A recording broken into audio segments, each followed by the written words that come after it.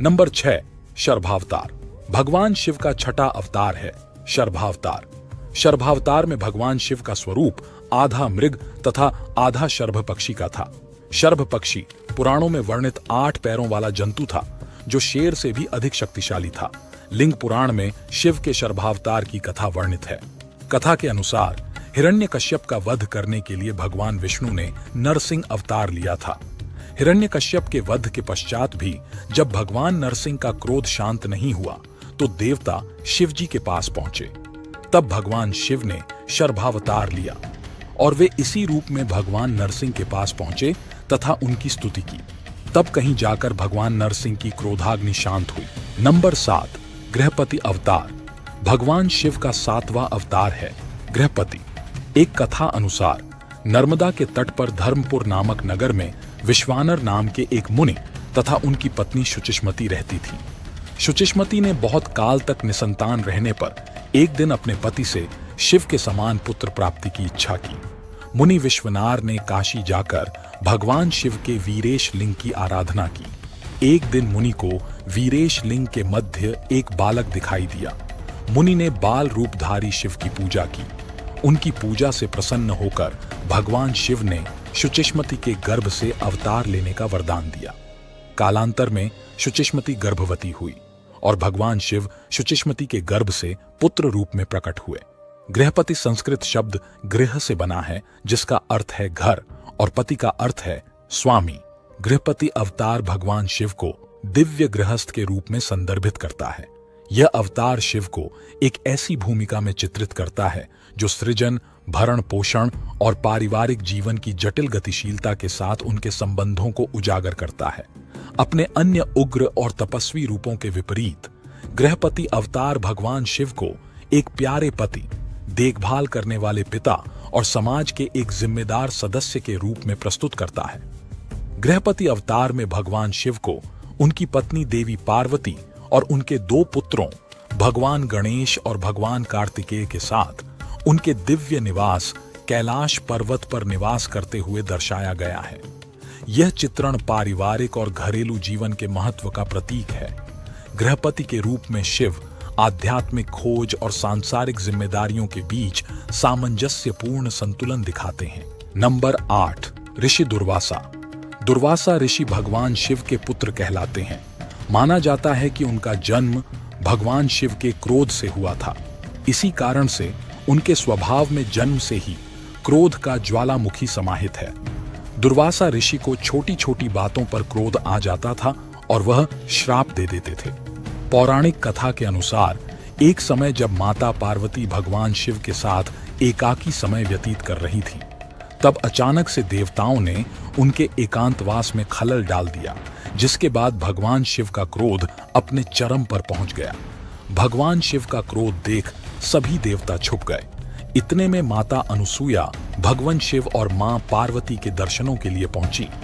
माता अनुसूया को आता देख माता पार्वती ने भगवान शिव को शांत कराने की कोशिश की। भगवान शिव शांत तो हो गए, लेकिन उनके क्रोध से जन्मी ऊर्जा कैलाश में इधर उधर टकराकर कैलाश का ही नुकसान करने लगी। सभी देवतागण और महादेव के परिवार के सदस्य भगवान शिव के पास पहुंचे और उनसे इस क्रोध ऊर्जा को नष्ट करने की प्रार्थना करने लगे।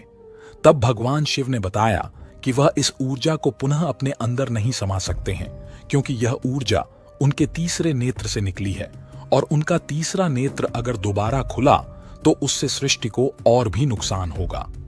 महादेव की बात सुन माता अनुसूया ने भगवान शिव से आज्ञा मांगी कि वह अपने तपोबल से उनकी इस क्रोध ऊर्जा को अपने भीतर धारण कर सकती हैं।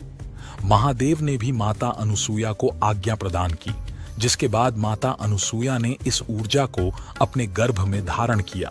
चूंकि माता अनुसूया ने क्रोध ऊर्जा को गर्भ में धारण किया था, इसी कारण से महादेव के क्रोध से ऋषि दुर्वासा का जन्म हुआ और क्रोधाग्नि से प्रकट होने के कारण उनके स्वभाव में अत्यंत क्रोध समाहित हो गया। नंबर 9, हनुमान अवतार। शिव महापुराण के अनुसार माता अंजनी ने भगवान शिव को अपने पुत्र के रूप में प्राप्त करने के लिए उनकी घोर तपस्या की थी और वर मांगा था, जिसके बाद भगवान शिव ने पवन देव के रूप में अपनी रुद्र शक्ति का अंश हवन कुंड में अर्पित कर दिया था। भगवान शिव द्वारा अर्पित की गई वही शक्ति माता अंजनी के गर्भ में प्रविष्ट हुई और फिर चैत्र शुक्ल पक्ष की पूर्णिमा के दिन हनुमान जी का जन्म हुआ। भगवान शिव जानते थे कि एक बार राम जी को पृथ्वी का कल्याण करने के लिए मेरी आवश्यकता होगी। शिव को यह भी पता था कि कलयुग में ना मैं नजर आऊंगा और ना ही राम, तब कोई अवतार भी धरती पर नहीं होगा। इसलिए शिव ने अपने एक शक्तिशाली रूप को जन्म दिया जो कलयुग में भी अजर अमर रहेगा। नंबर 10, वृषभ अवतार। समुद्र मंथन में हारने के बाद असुर जब पाताल की तरफ भागने लगे तो भगवान विष्णु भी उनके पीछे चले गए और उन्होंने सभी असुरों को मार डाला। विष्णु जी जब वापस जाने लगे तो उन्होंने देखा कि 5 सुंदर स्त्रियां उनकी तपस्या कर रही हैं। वे पांचों माता लक्ष्मी की बहनें थीं जो उनके भाग्य से ईर्ष्या करती थीं। भगवान विष्णु ने वर मांगने को कहा तो उन्होंने कहा कि वे देवी लक्ष्मी और बैकुंठ को त्याग दें और ना ही वे खुद को भी पहचानें और सदा पाताल में उनके साथ निवास करें। भगवान विष्णु ने तथास्तु कह दिया, जिससे वे खुद को भी भूल गए।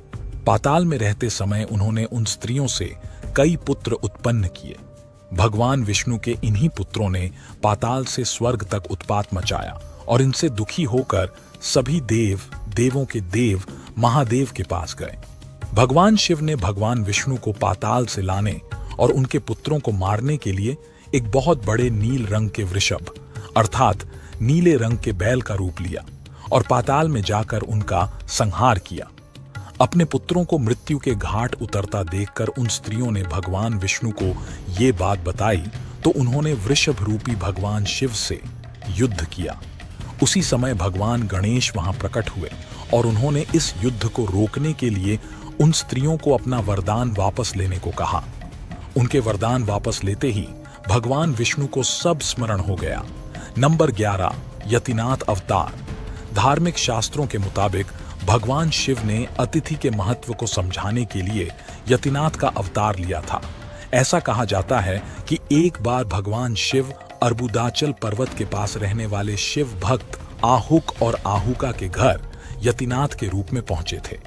आहुक के घर में पर्याप्त जगह न होने के कारण आहुक ने अतिथि को अंदर सुला दिया, जबकि खुद आहुक ने घर के बाहर रात बिताने का फैसला लिया।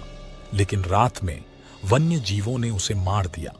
आहुका इतना आहत हुई कि वह मुखाग्नि में बैठ गई। तब यतिनाथ भगवान ने दर्शन दिए और वरदान दिया कि वे अगले जन्म में भी पति पत्नी ही रहेंगे।